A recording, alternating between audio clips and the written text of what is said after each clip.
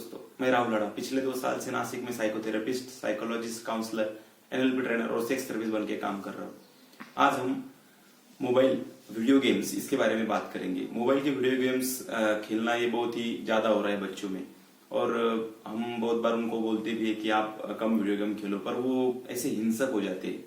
तो आज हम इसी के बारे में बात करेंगे कि जो भी मोबाइल है, टेक्नोलॉजी हमने यूज तो किया है, पर टेक्नोलॉजी के कुछ अच्छे बेनिफिट्स भी है और कॉन्सिक्वेंसेस भी है तो टेक्नोलॉजी ने, जैसे कि बड़े लोग हैं उनके मन में भी घर किया है, वैसे ही छोटे बच्चों के मन में भी एक अपना स्थान उसने बनाया है। जैसे वीडियो गेम्स के बारे में पहले हम बात करेंगे। तो सबसे पहले हम देखेंगे कि उनके क्या बेनिफिट्स है। वीडियो गेम्स बच्चे खेलते हैं तो बहुत बार हम उन पे चिल्लाते हैं, पर उसके कुछ बेनिफिट्स भी है।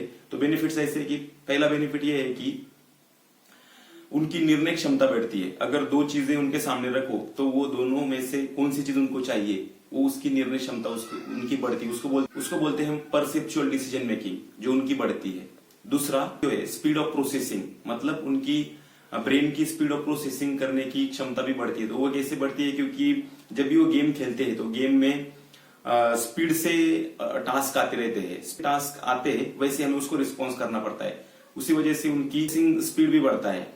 और दूसरी चीज की बहुत सारे जो अलग अलग टास्क देने के साथ में जो परसेप्चुअल हमने भी डिस्कस किया, परसेप्चुअल डिसीजन मेकिंग जो है वो भी बढ़ती है, क्योंकि अलग अलग टास्क में अलग अलग इंस्ट्रूमेंट्स दिए होते हैं, इक्विपमेंट्स दिए होते हैं, वो उनको हैंडल करने होते हैं। तो वो परफेक्टली कौन सा हैंडल करने, उसके साथ में उनकी डिसीजन मेकिंग वो भी बढ़ती है। चीज है कि जब भी उनके सामने कुछ विजुअली इंफॉर्मेशन रखते हैं, जैसे कि मोबाइल में पढ़ना, तो ये इंफॉर्मेशन में उनकी रुचि और भी बढ़ती है। चौथी ये थिंग है कि उनको बहुत ही मल्टीटास्किंग, ये जो गेम में बहुत दिया होता है मल्टीटास्किंग, क्योंकि जब भी कोई भी गेम खेलते हैं बच्चे तो उसमें अलग अलग टास्क रहते हैं, तो एक साथ में हमें अलग अलग टास्क परफॉर्म करने होते हैं, तो उनकी मल्टीटास्किंग की पावर भी बढ़ती है।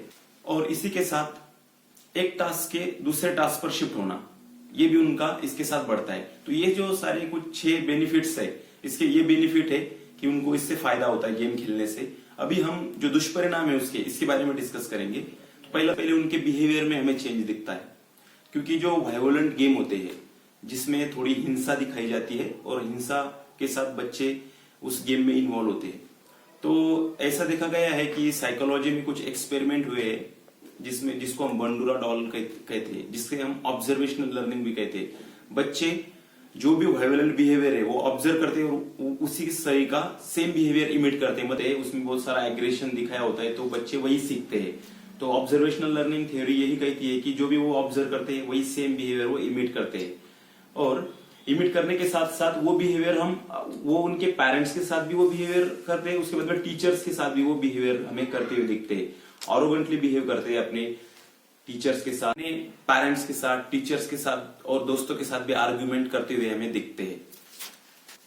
दूसरा ये है कि रिसर्च में ऐसा पाया गया है कि डिफरेंस इन कॉग्निशन, मतलब कि पुअर मेमोरी भी बन सकती है, क्योंकि बहुत बार ऐसा देखा जाता है कि जब भी गेम खेलते तो हमारे ब्रेन का ग्रे मैटर कम होता है, क्योंकि बहुत ज्यादा खेलने की वजह से, क्योंकि एक तो उनकी जो इंटेंसिटी होती है और फ्रिक्वेंसी बार बार खेलने की वजह से पुअर मेमोरी भी हो सकती है, इसी की वजह से डिफरेंस इन कॉग्निशन आता है। उसके साथ ही उनकी इम्पल्सिविटी भी बढ़ती है। इम्पल्सिविटी मतलब कि एक जगह पे ना बैठना, बार बार जैसे कि ब्लर्ट आउट होना, किसी अगर हमने क्वेश्चन पूछ भी लिया उनसे, उनको कहा कि आप गेम खेलना भी बंद करो, तो जोर से उत्तर देना, जोर से बोलना और ज्यादातर वायोलेंट हो जाना, इसको बोलेंगे इम्पल्सिविटी भी उनकी बढ़ती है। न्यूरल स्ट्रक्चर में भी चेंज आता है। Reduce in anterior cingulate cortex, इसमें भी कमी आती है। Thank you.